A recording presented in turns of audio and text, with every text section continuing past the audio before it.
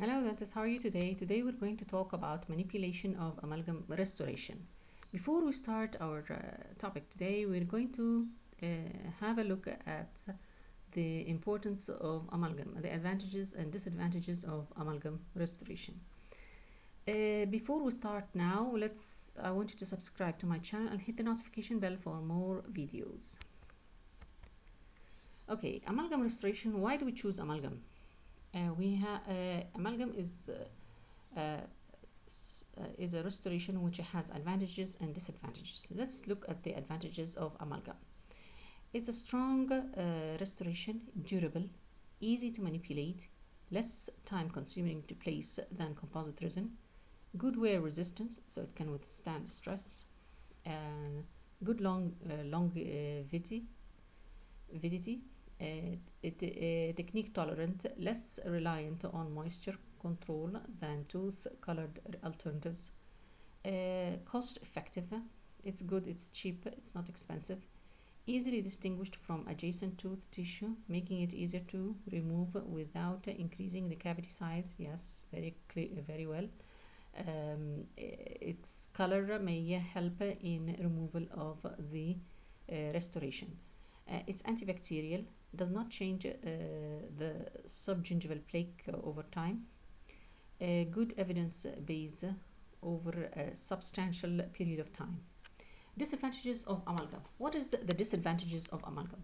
It's a poor restoration, poor aesthetics, may discolor dentine due to mercury penetration, no adhesive, removal of additional tooth substance is necessary to provide mechanical retention, weakened in thin section, does not reinforce residual tooth structure, cusp fracture common adjacent to amalgam restoration, may lead to development of lichen planus contact lesions. It may cause galvanic action, may cause galvanic shock.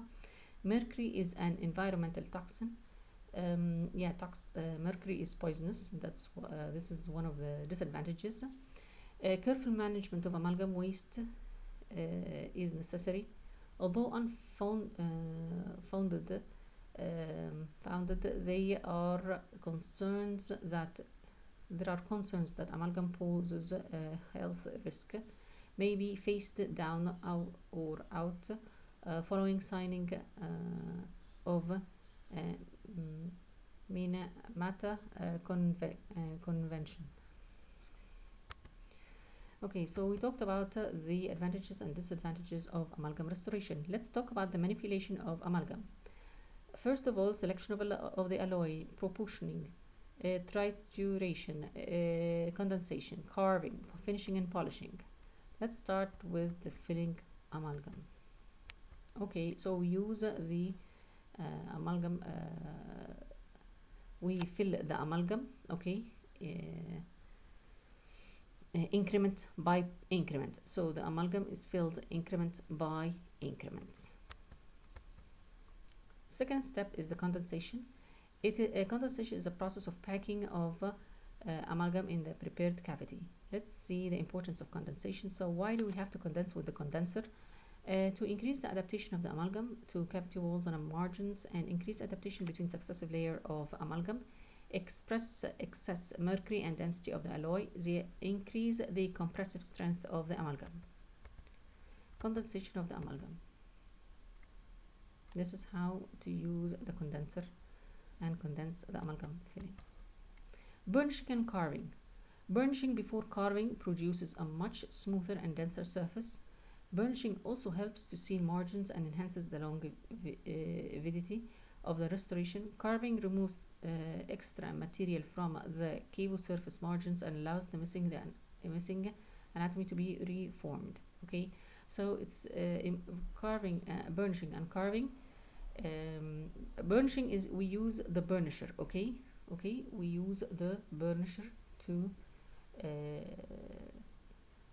produce a marginal seal, okay, and carving removes extra material from the cavo surface margins and allow to show the anatomy of the tooth. To make carving. Final carving of the amalgam. Okay, this is the carver. Okay, and then we use it to remove excess of to make the anatomy, okay, and we make the anatomy of the tooth structure, okay. So we use suitable amalgam carver. Amalgam must not be carved unless it becomes hard enough to resist carving instrument.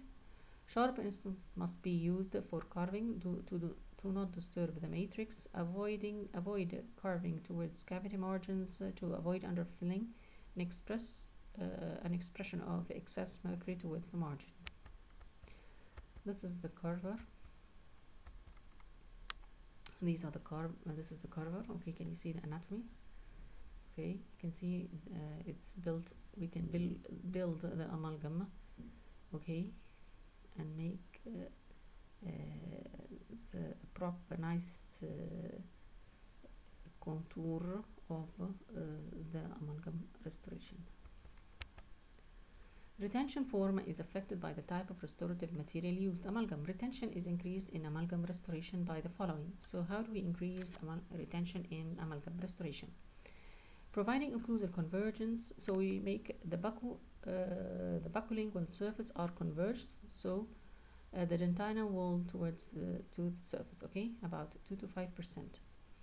So giving a slight undercut in the dentine near the pulpal wall. This is the dentine, okay, here this is the undercut, okay.